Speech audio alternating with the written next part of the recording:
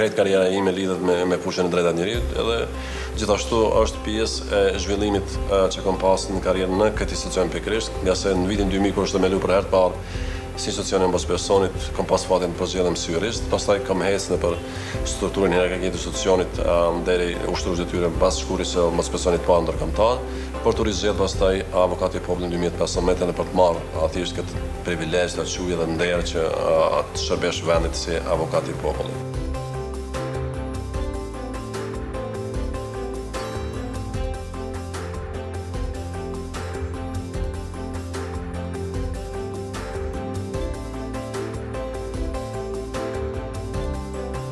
Rasti cilën avokati i popullit ka përkrahur ka qenë e drejta për ndru emrin dhe shënuesin e gjinisë në dokumente zyrtare të personit.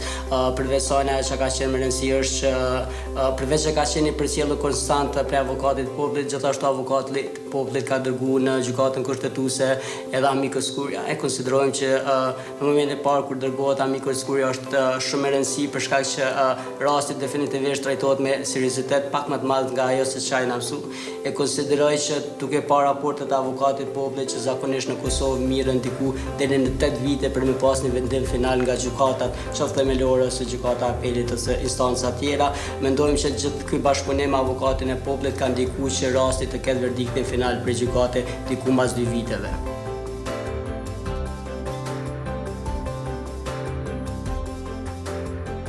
Bila mi je čast da sam svoj glas dala u početku kada smo ga birali. Smatram da je gospodin Hilmi Jashari bio na nivou zadatka, da je svoj posao obavljao baš onako kako je trebalo. I u svojstvu predsjednice Komisije za ljudska prava saradnja između mene kao predsjednice moje komisije i njega i njegovog čitavog tima je bila na vrlo velikom nivou. Praktično smo ga kontaktirali za svaki problem koji smo imali. Rešili smo veoma veliki broj problema i veoma velikom broju problema smo i stali na put. Sada smo na pragu da biramo novog narodnog advokata i ja se nadam da će novi kandidat biti približno isti kao ovaj, jer smatram da Kosovo zaslužuje da na takvoj poziciji ima takvog čoveka.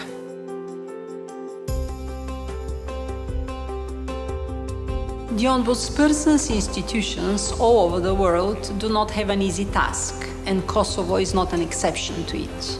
The institution, led by Mr. Jashari for the last 5 very challenging years in Kosovo, has been a very strong voice standing behind the most vulnerable and those suffering discrimination. As Mr. Jashari's mandate is coming to an end, I would like to state that despite numerous challenges, the institution, under his leadership, has demonstrated high degree of professionalism, expertise, and most importantly, genuine effort to improve human rights situation at all levels of the society. State bodies have been called a number of times to respect their rule of law and human rights obligations and to start treating human rights as concrete legal norms rather than an abstract moral value. I would like, in particular, to mention Mr. Jashari's contribution to strengthening the institution and increasing its capacities to address pertinent issues and tackle individual cases.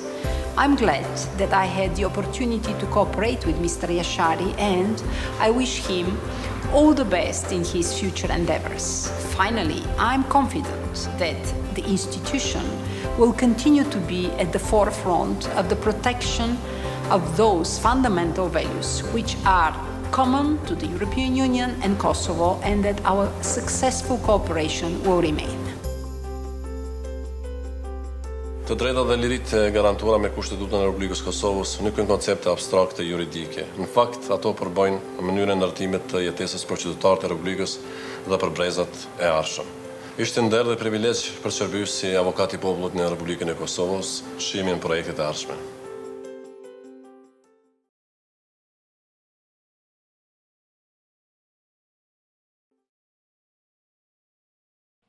So I would like to welcome everyone to this conversation online with the EU office and with the Ombudsman of Kosovo.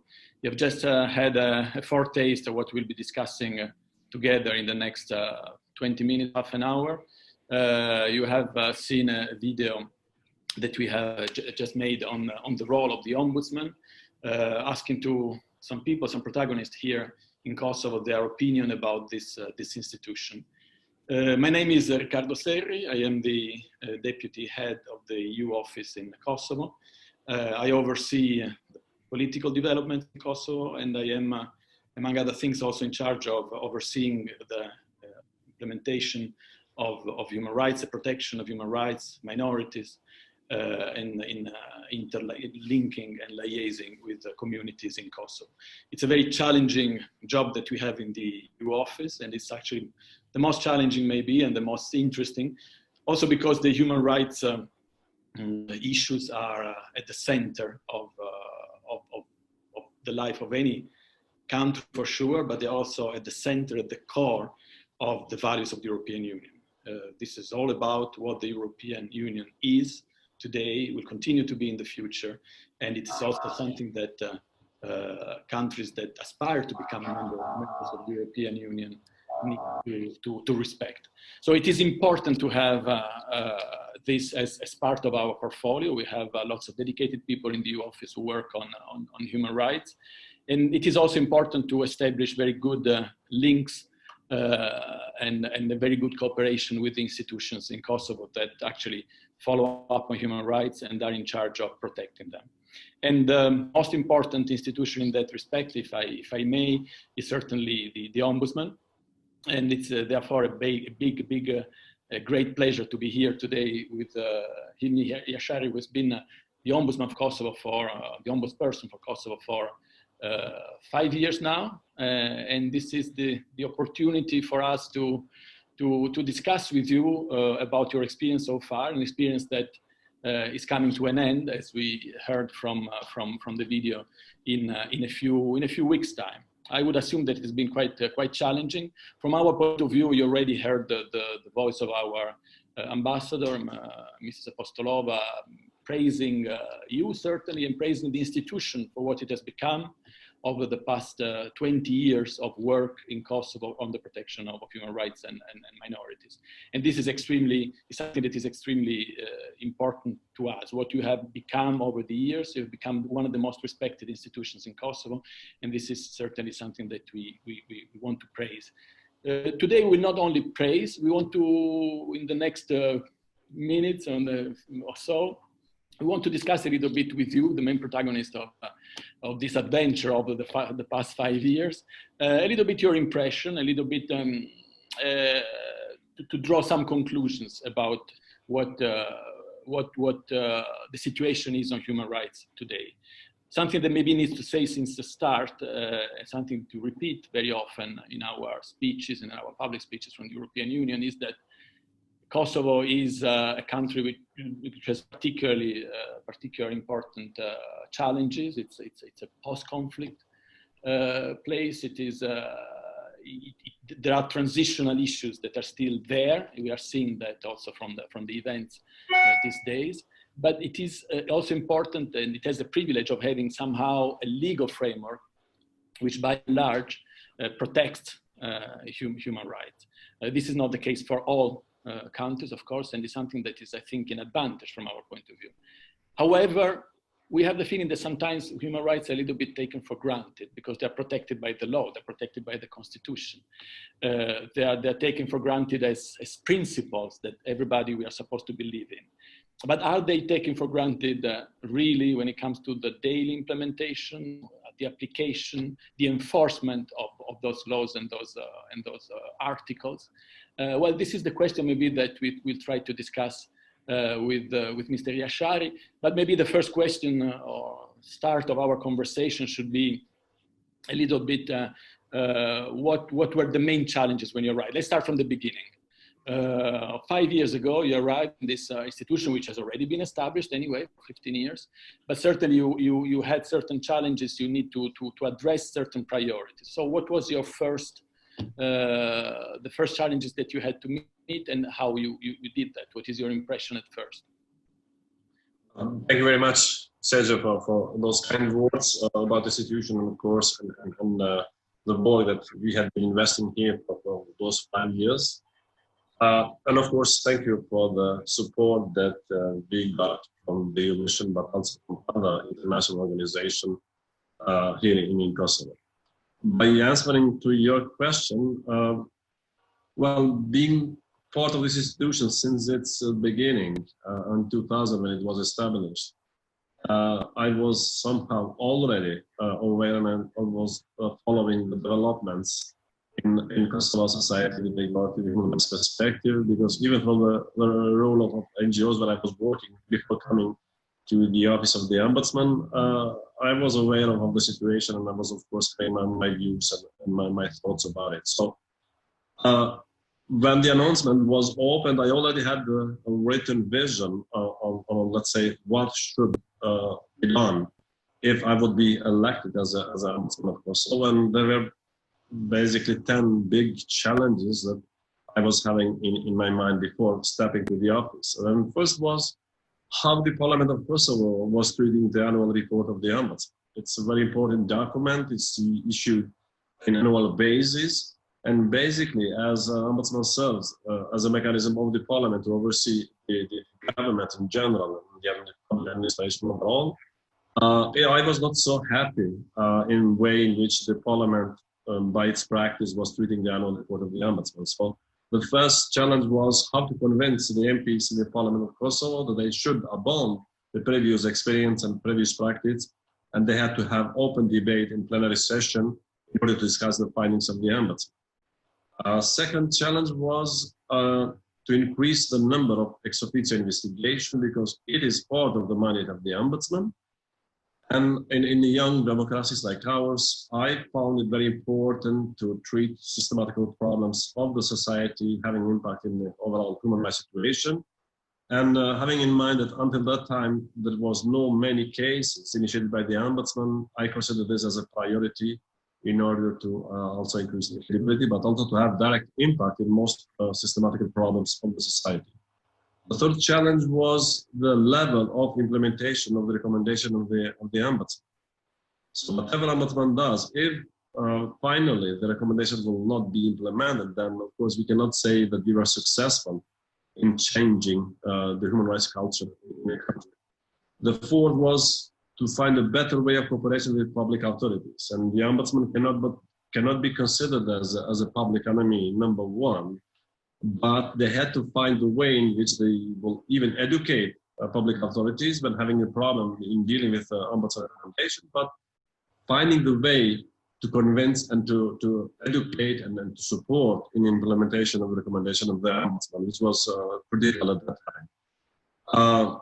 Of course, the fifth was to have trust building in the institution, which is quite important for human rights institutions like Ombudsman. And of course, I had also several issues related to the institution itself, like adequate accommodation of the institution, because until then, the institution was placed in suburb of Pristina, a not adequate building, not visible, not in compliance with international standards like Paris Principles, which are applied for the Ombudsman institution and so on. Then I had to deal with the internal organization of the institution. You are aware probably that at that time, we had the first packages of the law on human rights, which was including the law on Ombudsman, anti-discrimination and gender equality, and which was foreseeing new powers for the Ombudsman. And then the idea to implement those mandates was basically a precondition to have proper reorganization, internal reorganization of the institution in order to deal with those powers. So it was one of the biggest challenges basically to deal with it the first days. Then, of course, the main crucial issue was to protect the independent role of the institution, and sometimes even fighting with the government with regard to the budgeting and some other aspects which will affect the independent role of this mechanism. And yeah, the other one was to promote the human rights, because it's not always the task of the Ombudsman to protect, but also very important role. Basically, it's just another side of the same medal to do a proper promotion of human rights. And then maybe the last 1/10 was to increase in a very continuous way the capacities of the staff in order to be able to deal with the international standards and to apply this properly in the Kosovo. So those were 10 challenges, which basically I dealt each of them in very concrete manner, and of course in very detailed way, and with several activities for each of those priorities, and of course following afterwards how each of them would be implemented and how successful it was in a way. So basically those were, let's say, my main challenges in the first days taking the office.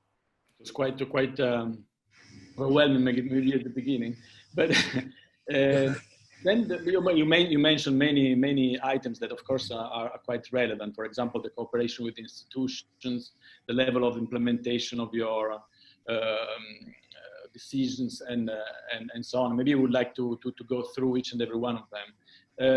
I forgot something that I forgot to say at the beginning. Maybe is the importance of the Ombudsperson in general. It's not a Kosovo institution. It's something that is, of course, important as part of the legal framework, of the framework for the protection of human rights in all our societies. It's a strange and complicated word, but it's something that has become, comes from Northern Europe, but it's something that has become like daily, jargon and something very concrete, like in Kosovo here. And actually, it's interesting to notice that you are celebrating your 20 years, and the European Ombudsman at the level of the European Union is celebrating the 25th anniversary. So in any case, it's it's an institution which has taken time to take roots also in other societies, including in the European Union, but is now very well there to protect and to promote the human rights, and also to investigate, because you have a role of finding out.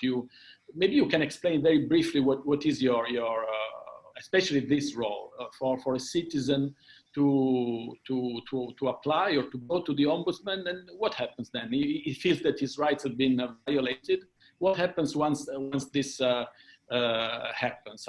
Somebody that needs support, what should they do, and how is it that you work on that request, and what are the different steps? I think it's important maybe to clarify also for those who maybe are not familiar with your institution. Yeah, I mean, of course, there are certain guidelines now which are applied worldwide with regard to how the ombudsman basically operates with regard to investigation and treating the complainant and so on. But maybe in a few words, I can say that the main issue here was how to gain, firstly, the trust of the people that there is an institution which has open doors and is able to listen to them and their problems, and then in a very effective and efficient way will be able to address those concerns. Afterwards, it's very important to stay in touch with the complainants all the time in order to have him informed about the actions that the Ombudsman had undertaken, and also the responses that the Ombudsman had got from the public authorities. And then also being able to inform him when he could expect, let's say, the final conclusion of the investigation on certain issues by the Ombudsman. And of course, this will be addressed also formally to the complainants. But it's very I would say good communication, which somehow builds a trust among the client or citizens and the institution.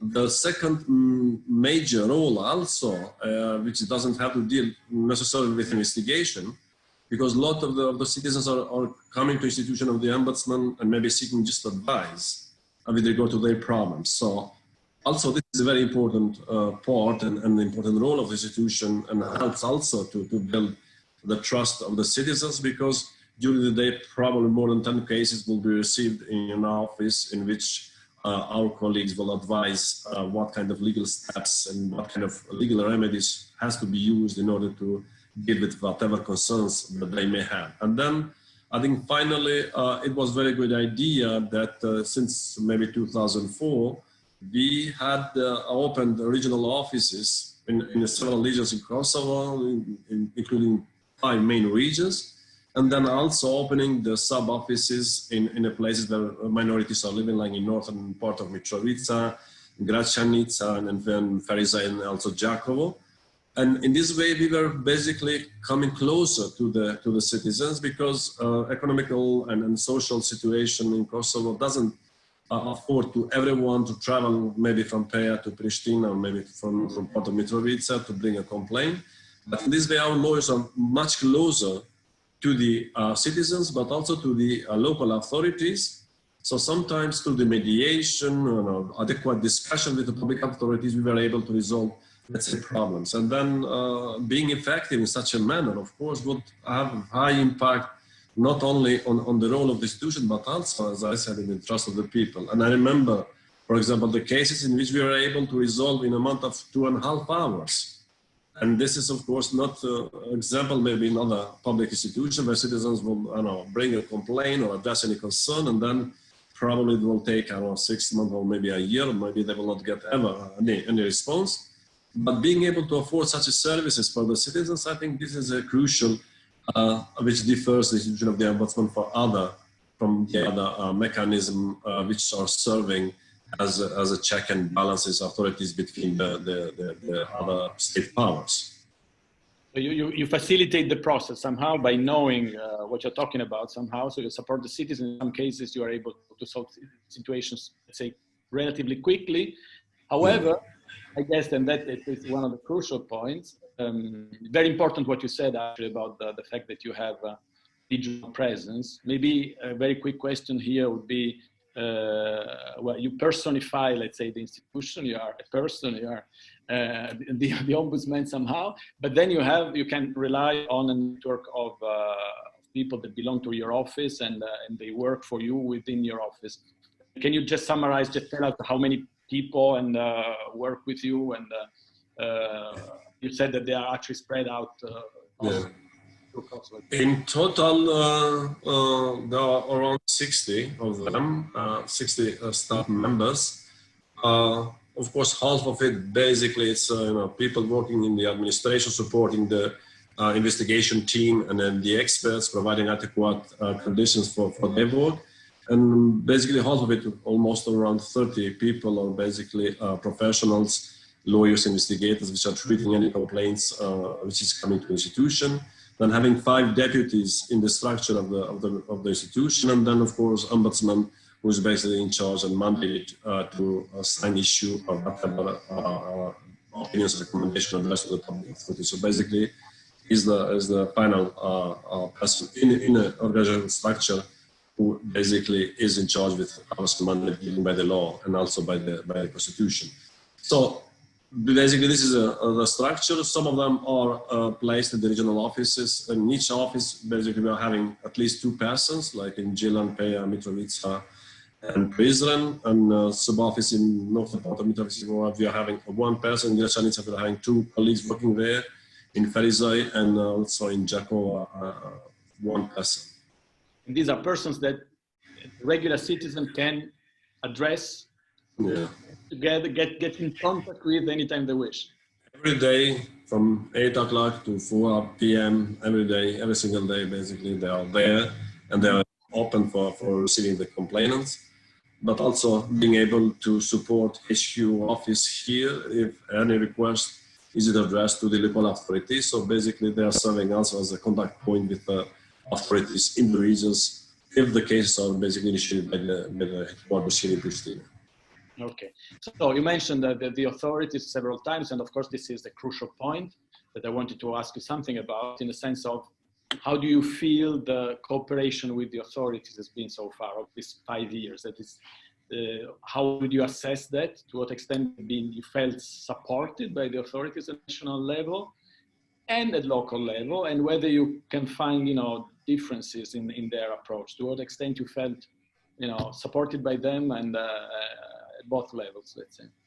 Yeah. Well, thank you.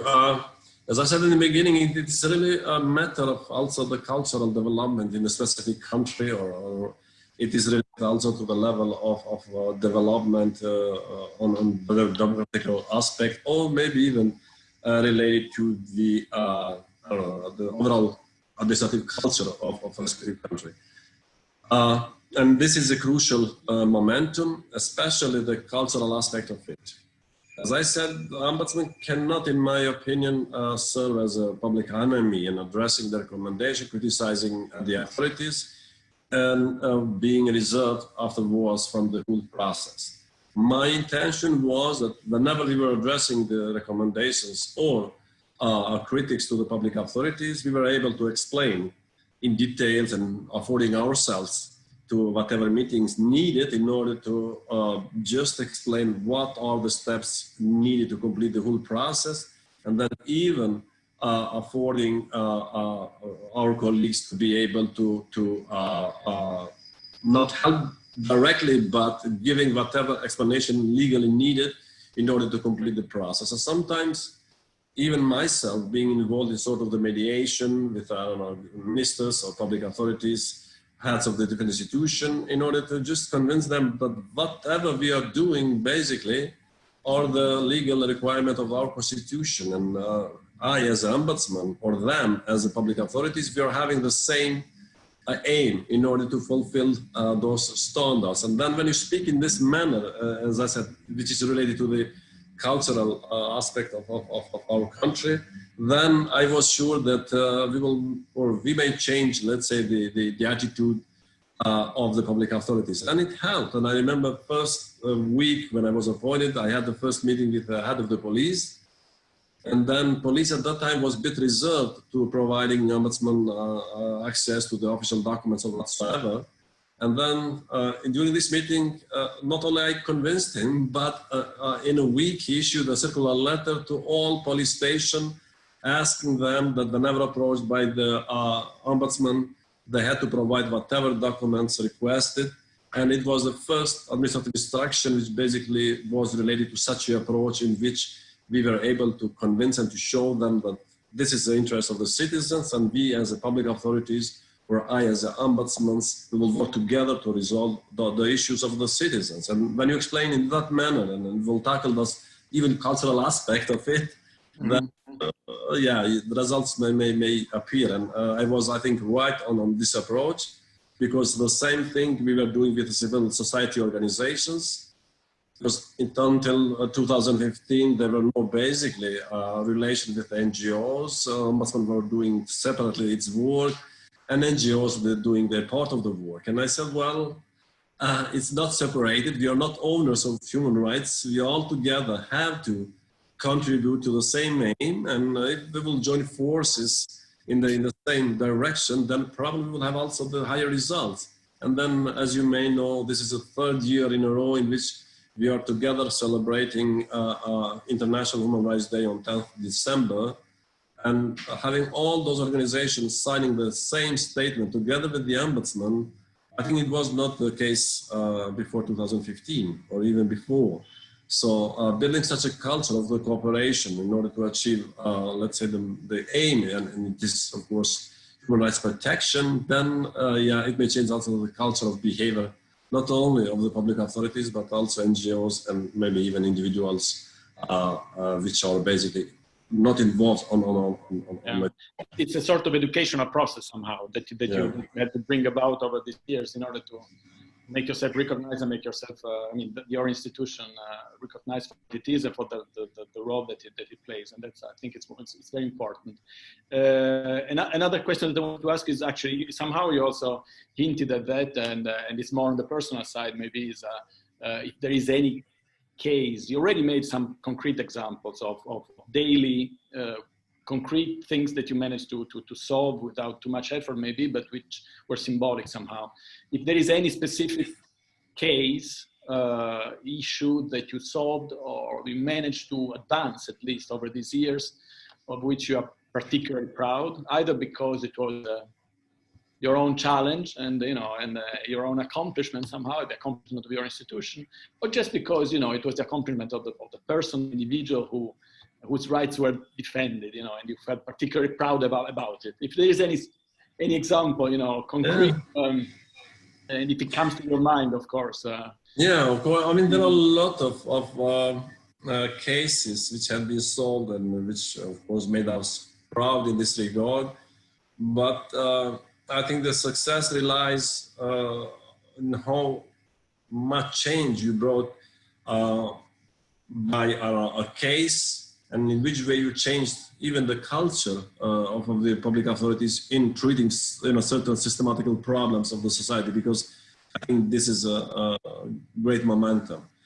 I remember the case in which we tackled an issue which was affecting more than 60,000 people in Kosovo and having the same problem. And it was related also to the role of international mechanisms for protection of human rights, like European Court of Human Rights and the Committee of Ministers of the Council of Europe. And then I remember that when we addressed the opinion there as the amicus curiae opinion, we received the answer from the Council of Europe, from Committee of Ministers, saying that this is the first case in the history of the Committee of Ministers that one ombudsman was addressing amicus curiae in the way in which we did, related to another state who basically was involved in fulfilling this judgment of the European Court of Human Rights, but affecting more than 60,000 people. And this is one of the cases for which really I was really proud to receive such information from the Council of Europe and the Committee of Ministers of such a very important organization, of course, in protection of human rights, but admitting that this is the first case even in the history in which basically we were trying to contribute to our citizens. And mostly, of course, I'm proud of the role of the institution played for those 5 years. In all opinions, recommendations, and legal analysis that we issued publicly, because all of them are published on our website, I haven't seen any, let's say, debate or challenges to our opinions. So for 5 years, not having such even single case in which legal forums, experts, public authorities, or whoever made its a professional approach and findings, really it's something that I will take with me for the rest of my life. And I think this is the best thing that to someone may happen of working in such a challenging times, in such a challenging culture, and then with a lot of legal issues, but of course, just as a sign of proper, let's say, professional approach of my colleagues and my staff in treating and dealing, of course, impartially and professionally with human rights standards. Mm-hmm. That's very nice. Look, the next question is a little bit more institutional, but you know, being the European Union, we are very proud and happy that actually your institution is also a member of European and broader networks, let's say. Sometimes, you know, Kosovo people complain because of alleged isolation, if you like, the fact that for a number of reasons of different nature, Kosovo is not a member of many organizations, for instance, or cannot be, or prevented from. And in general, you know, it's as you know, it's something that's very familiar to Kosovo people here. But your case, and I think it's important to highlight that, shows that good Kosovo institutions, for instance, can be members of broader networks. It's the case of Equinet, for example, the European Network of Equality Bodies that you joined recently in 2019. I think it's a source of pride for us, and I would assume also for you. I'd just like you to say a couple of words about that, about the importance of being part of the European idea, if you like, or a broader idea of membership that is not only nationwide, let's say, based, but it's also broader and linked to the European, the broad European issues and ideas. So just the importance of that, I think it's, if you can share it with us, it would be important for us as well. Well, in my view, not only because of the role that the Equinet is playing in the region of Europe, it has to do also with standards which are developed, exchange of experience among the members of this network, and then also the profit that can be gained from such an exchange of experience and opinions and developing even the standards, but above all, even contributing to the progress of Equinet in whatever way. So each country, of course, it has its own specifics. And in this way, we are just enriching even the Equinet. But for Kosovo, of course, it was very important to be equal among equals there, and then also being able to educate our staff and to increase the capacities, and sharing also the experiences with other state members of the European region related to the anti-discrimination policies, laws, standards, and approaches, of course, of the ombudsman. So for me personally, of course, it was a very high objective to reach, and we did our best to be part of it. And I was very happy when all member states, basically most of it, had voted at that day, and having Kosovo as a member of this family.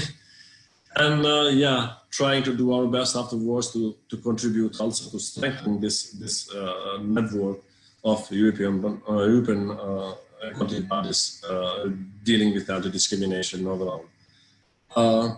And yeah, it's not only Equinet, of course, we were having also a lot of the other contribution to other networks. And yeah, we had basically appreciated also by bringing new initiatives to those networks, which have been really respected, and which another way also it's putting in another level the role of the ombudsmans worldwide. Such a case, we had the last meeting that we had as ombudsmans in Thailand before a few months, when I was proposing that every institution of the ombudsmans worldwide, together we can contribute also to making a progress on international standards, because as you know, there are certain, let's say, gaps which could be addressed by the ombudsman, and there is no any other institution, in my view, which is best situated on the ombudsmans worldwide, but having also this direct touch with the citizens and being able also to jointly address whatever concerns in international human rights standards. So there were certain proposals how this can happen and how the ombudsman can contribute. It was highly appreciated. We were intending to organize in Kosovo a very big international conference, exactly those topics, and it was very good, supported. But because of the pandemic situation worldwide, we had to postpone it. And I hope in the future my successor and the institution of the ombudsman will be able to organize it and address all those proposals, which I think can enrich also the work of other ombudsmans worldwide. Hope so too. You're talking about the future, so maybe the last question is about the past and about the future. I'm asking you about an overall assessment of the situation of human rights in Kosovo. Maybe it would be too much. It would require too much. For sure. But hopefully the process of appointing a new ombudsman will go smoothly soon in the assembly. Soon there will be a new ombudsperson at your place. And maybe what I can ask you to share with us and with this person as well is what it is that your suggestions would be, but also maybe to be simpler, what are the 3 or 4 priorities this person should be concentrating on once he or she takes over, and you know, what do you think it should be the main core of the action of the ombudsperson in the next 5 years?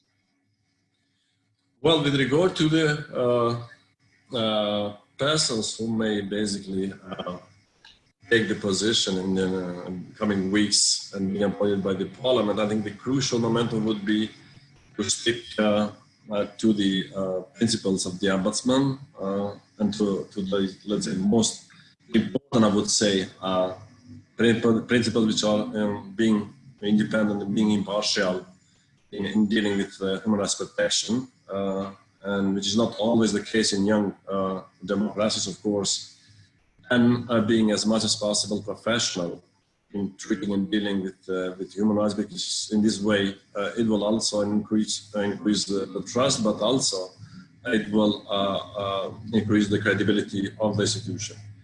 And with regard to the problems which should be treated or dealt, of course, my advice would be to never forget the systematical problems which can not always brought by the citizens to the institution of the ombudsman, because each person, each individual is having its own concerns and its own problem.